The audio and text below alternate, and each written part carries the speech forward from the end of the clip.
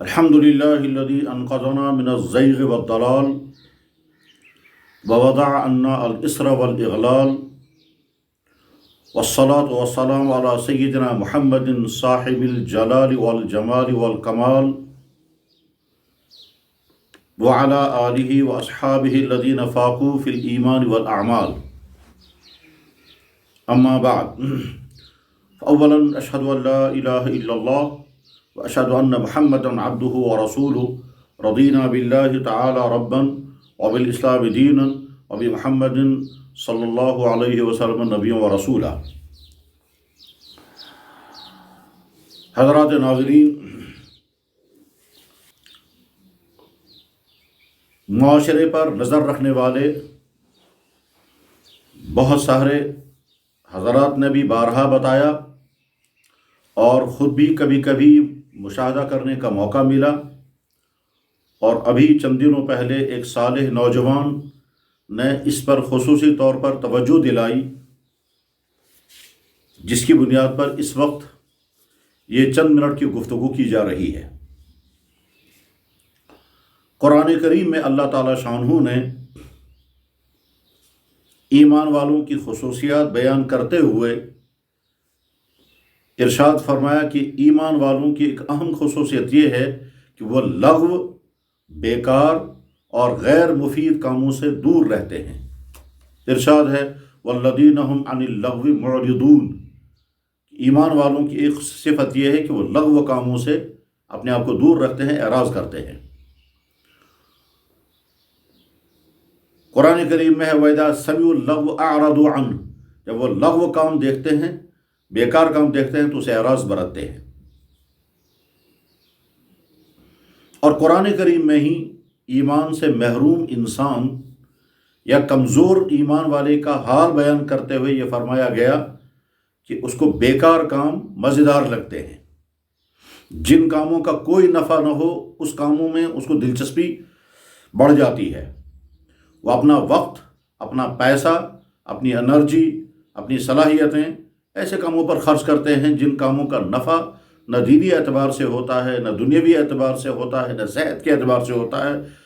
न समाजी एतबार से होता है, किसी भी एतबार से नहीं, मगर उसको खुशी महसूस होती है, मज़ा आता है और उसी काम में उसको जी लगने लगता है। यहाँ तक कि अहम तरीन काम छोड़कर, ज़रूरत के काम छोड़कर आदमी उस गैर मुफीद और बेकार काम में अपने आप को मशगूल कर देता है। इसकी बेशुमार मिसालें हमारे माशरे में चारों तरफ पाई जाती हैं कि किस तरह से इंसान एक बेकार और लग़्व काम में ऐसी खुशी के साथ मुनहमिक होता है कि ज़रा से भी अक्ल के साथ अगर गौर किया जाए तो ताज्जुब होता है कि इंसान अपनी उम्र को किस काम में लगा रहा है और अपना कीमती वक्त कैसे बेकार काम में सर्व कर रहा है और खुशी महसूस कर रहा है।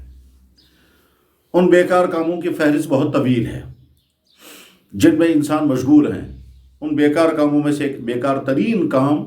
जो इस वक्त हमारे मुआशरे में मुसलसल बढ़ रहा है वह है कुत्तों की खिदमत। ये कुत्तों की परवरिश और कुत्तों की खिदमत असल में यूरोप के लोगों का वो बेकार अमल है जिसमें वो बड़ी मसरतों के साथ मशगूल हैं। और बहुत ताज्जुब होता है कि किस तरह से वो अपने आप को कुत्तों की खिदमत में लगा देते हैं। उसके लिए किताबें छपती हैं, उसके लिए फॉर्म बनते हैं, उसके लिए शॉपिंग मॉल बने हुए हैं, कुत्तों के लिए कवानीन बनाए गए हैं, उनके पालने के लिए उसूल और ज़वाबित लिखे जाते हैं।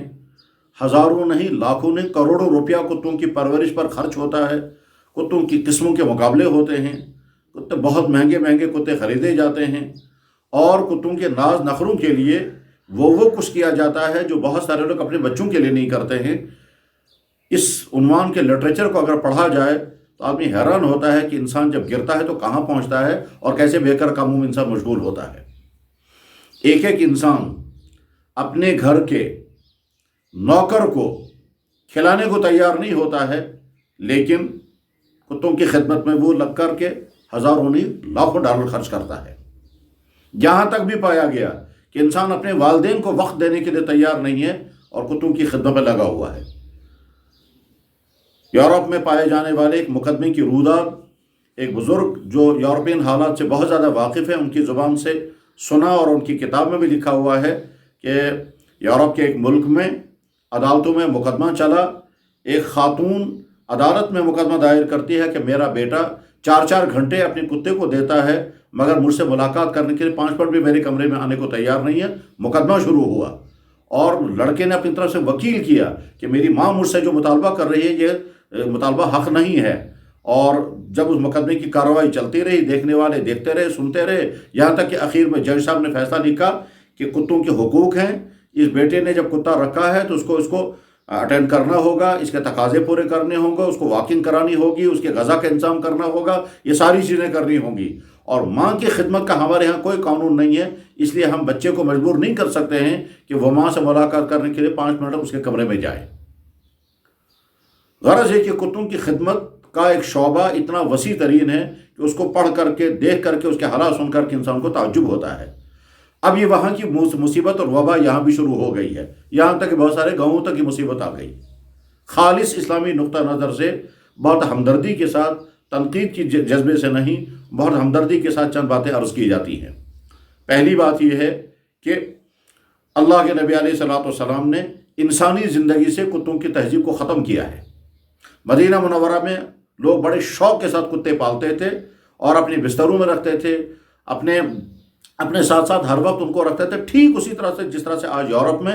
ایک عورت جو ہے وہ فخر کے ساتھ کہتی ہے مجھے اپنے بیٹے کے ساتھ ویسی محبت نہیں ہے جیسے کتوں کے ساتھ ہے، اور جس طرح سے وہ اپنی کتوں کا کیئر کرتی ہے اس طرح سے اپنے شوہر، اپنے بھائیوں، اپنے رشتہ داروں کا نہیں۔ تقریباً یہی صورتحال یورپ میں تھی، وہ مدینہ طیبہ میں تھی۔ اللہ کے نبی علیہ السلام جب مدینہ طیبہ تشریف لائے تو آپ نے کتوں کے متعلق احکامات بیان فرمائے، اور اس کا نتیجہ یہ ہو گیا کہ مسلمان سوسائٹی سے کتوں کا عمل دخل ختم ہو گیا، اور وہ جو ان کے ساتھ کتوں کا بہت زیادہ اختلاط تھا وہ باقی نہیں رہا۔ البتہ چونکہ اسلام کی نظر ہر پہلو پر رہتی ہے، لہذا جن کو واقعتاً کتے رکھنے کی ضرورت ہے، کیونکہ کتے کی خصوصیت حفاظت بھی ہے اور وہ حفاظت کا بہترین کام کرتا ہے، چنانچہ چرواہوں کی ضرورت ہوتی ہے، مکان کے حفاظت کے لیے ضرورت پڑ سکتی ہے، اسی طرح سے فصلوں کی حفاظت کے لیے ضرورت پڑ سکتی ہے، اور شکار کے لیے ضرورت پڑ سکتی ہے۔ ان 3-4 کاموں کے لیے آپ علیہ الصلوۃ والسلام سے اجازتیں مانگی گئی، آپ اجازت دیتے گئے، یہاں تک کہ کتوں کے ذریعے سے کیا جانے والا شکار قرآن کریم نے حلال قرار دیا۔ یسألونک ماذا احل لهم قل احل لكم الطیبات وما علمتم من الجوارح مکلبین تعلمونهن مما علمکم اللہ۔ حدیثوں میں بھی کتوں کے ذریعے سے شکار کرنے کا تذکرہ موجود ہے، اور کتے کے ذریعے سے کیا ہوا شکار جب نیت پڑھ کے سکھایا ہوا کتا جب شکار کرتا ہے تو اس کا شکار ذبح کیے بغیر بھی حلال ہوتا ہے۔ لیکن وہ جو فیشن کے طور پر کتوں کے ساتھ رہنا سہنا تھا وہ سارا ختم ہو گیا، اور اس کے بعد پھر مسلمانوں کے گھروں سے غیر ضروری طور پر جو کتوں کی پرورش کا سلسلہ تھا وہ ختم ہو گیا۔ اب اس وقت یورپ کے نقالی میں جو مسلمان اس میں اپنے آپ کو مبتلا کر رہے ہیں ان کی خدمت میں بڑی دردمندی کے ساتھ درخواست ہے کہ آپ سوچیں، ذرا غور کریں اس کے نقصانات کیا کیا ہیں۔ پہلی بات یہ ہے، اللہ کے نبی علیہ السلام نے ارشاد فرمایا، بخاری اور مسلم میں حدیث موجود ہے کہ جس شخص نے بغیر کسی ضرورت کے کتا پالا، اپنے گھر میں کتا رکھا، روزانہ اس کے 2 قیرات ثواب ختم ہو جاتا ہے، روزانہ اس کے 2 قیرات ثواب ختم ہو جاتا ہے، اور 1 قیرات بہت پہاڑ کے برابر ہے۔ تو ایک طرف سے گویا ہم نیکی کر بھی نہیں رہے ہیں، اور اگر کوئی نیکی ہو جاتی ہوگی تو وہ ادھر سے برباد ہو رہی ہے۔ تو پہلا نقصان یہ ہے۔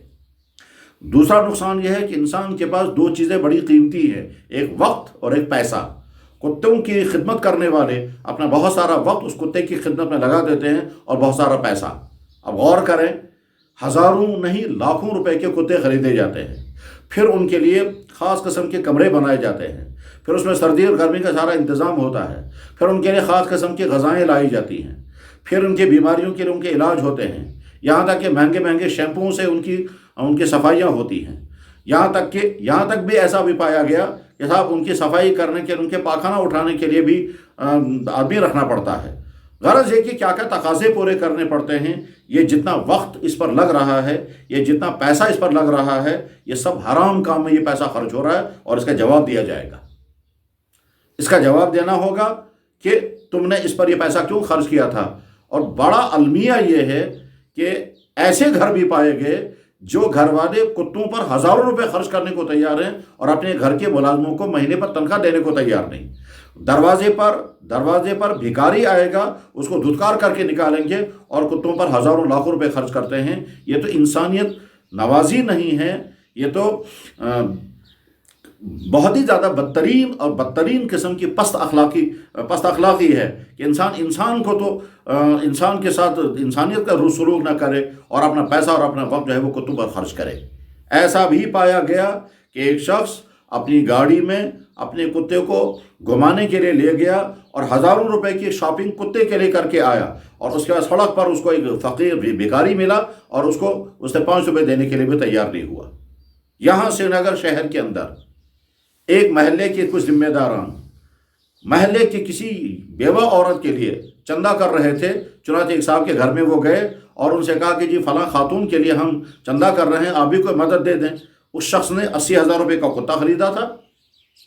روزانہ سینکڑوں روپے اور مہینے میں ہزاروں روپے کتے پہ خرچ کر کے جا رہے تھے، اور اس کے بعد پھر جب بیوہ کے لیے چندہ دینے لگا تو اس نے مشکل سے 50 روپے دیے۔ ان محلے والوں نے کہا اللہ نے آپ کو بہت پیسہ دیا ہے، آپ 50 روپے کیا، ہم تو سوچے تھے کافی آپ دیں گے۔ تو نے وہاں سے ڈانٹتے ہوئے کہا تم کو کس نے ٹھیکہ دیا ہے ان بیکار عورتوں اور بیکار لوگوں کے لیے پیسہ جمع کرنے کا، اور یہ کہہ کر کے لڑائی ہو گئی۔ غرض یہ کہ جب انسان کا ضمیر مر جاتا ہے تو پھر یہ واقعات سامنے آ جاتے ہیں۔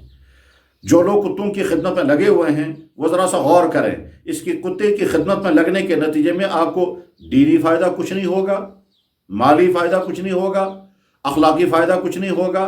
حفاظت کا کوئی مسئلہ نہیں ہے۔ اس لیے کہ جو لوگ فیشن کے طور پر کتے پالتے ہیں ان سے حفاظت کا کام نہیں دیا جاتا ہے، وہ تو فیشن ہے، اور اس میں قسم قسم کی شکلوں والے، قسم قسم کے حیاتوں والے، کہیں بہت چھوٹے چھوٹے کتے ہوتے ہیں، کہیں بہت ہی بھیانک قسم کے ہوتے ہیں، کہیں کس قسم کے ہوتے ہیں۔ غرض یہ کہ کتوں کی خدمت سراسر غیر عقلی ہے، غیر اخلاقی ہے، غیر شرعی تو ہے ہی ہے۔